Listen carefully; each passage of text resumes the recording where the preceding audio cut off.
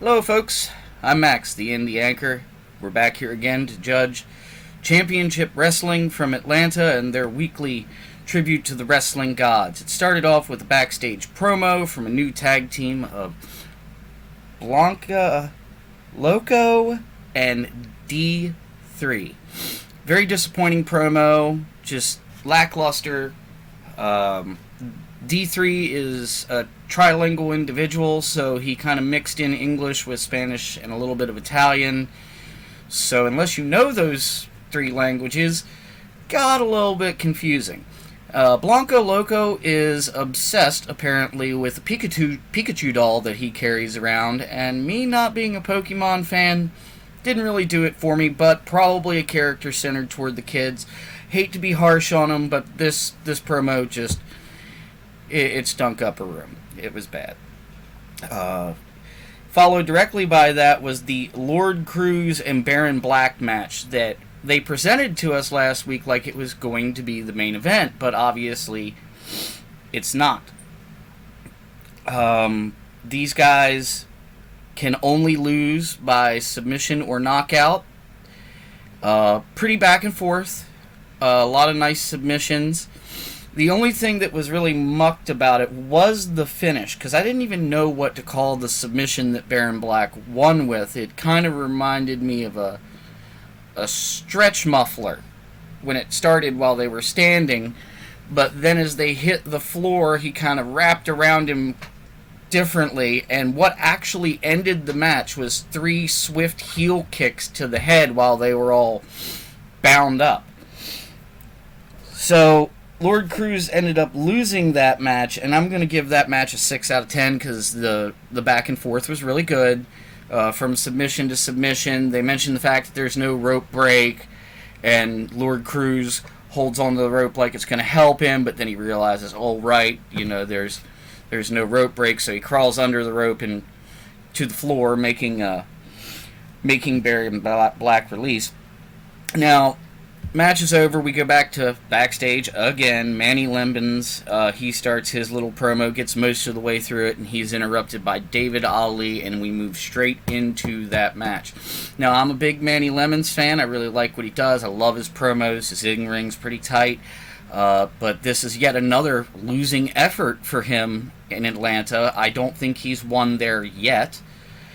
And David Ali beat him with a punt kick to the skull. And pretty quick like. It wasn't very long. Maybe 3 minutes. With the promo, if you want to count that as part of the match, which I probably would, 5.5, maybe 6. Right after that, we go to another new wrestler, and we actually get 3 new introductory wrestlers in this segment because Captain Sean Dean, he gives us a little bit of his history. This is the first time, I guess, he's been seen on television anywhere. I don't know. I've never seen him before. But he is interrupted by the Bash Brothers. And they basically set up a match for next week, so this really did what it did. The backstage segment gets a 5 out of 10 for doing what it had to do, but the actual verbiage was kind of weak on both sides. But yet again, these are people we've never seen before. We don't know their experience level. We'll see. As always, I try to keep the criticism constructive, but yet again, this only made it halfway up the bar for me. The next thing we get is actually the promo from the guys that we saw at the very beginning, the D3 and Blanca Loco. I'm having a rough time with his name. And then they are fighting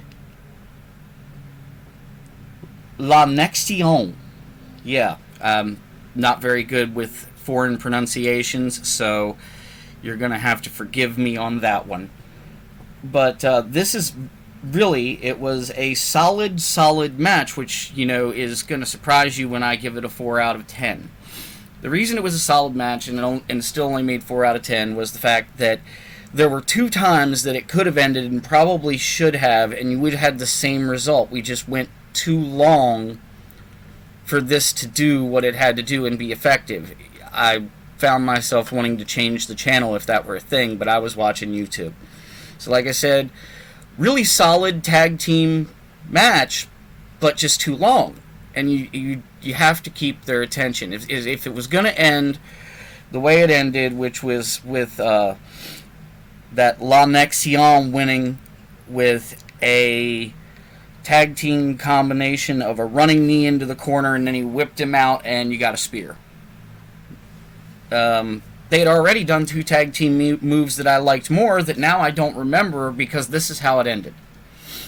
I just remember liking them more. So that's the only reason for the 4 out of 10. After that, we ended up going straight to a replay from the UWN Tag Team title match between the Bodega, which is Slice Boogie and Danny Limelight, which you'll know from not only United Wrestling Network, but also recently here MLW. But in MLW, they refer to themselves as 5150. So I guess this was them exiting the promotion, because also somewhere in the United Wrestling Network's time, the other member of their trio has won a singles title, and you don't see them much together anymore. So anyway, they are fighting Midnight Heat. And what also made this odd was that these were 2 heel teams going at one another for the title, which you don't see very often, especially with United Wrestling Network, or at least everything I've seen from them indicates they're a heel. And both of them, during the match, did a lot of things to try to cheat.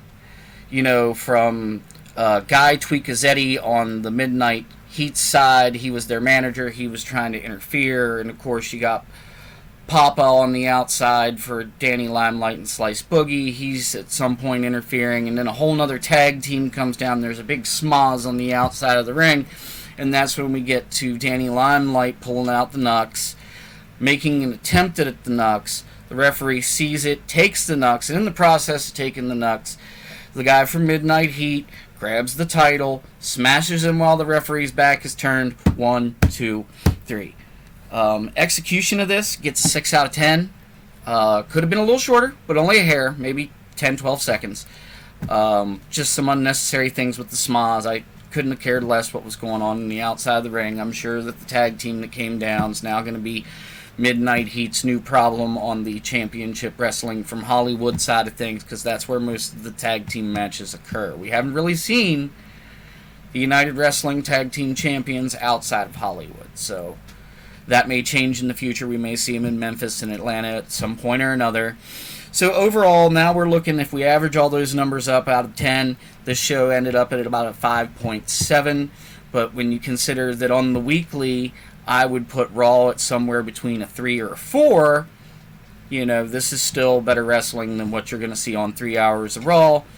And, you know, it's not going to be 18 minutes of wrestling an hour. Everything, all 4 of these matches have occurred within an hour, so they're still holding in Atlanta to this 4-match formula per hour with a couple backstage segments, a little bit of story building. But remember, we're only on episode 12 or 13 of Atlanta, so they're still building whatever story they're going to. So that's it for the week, folks, and I will catch you next week. Peace.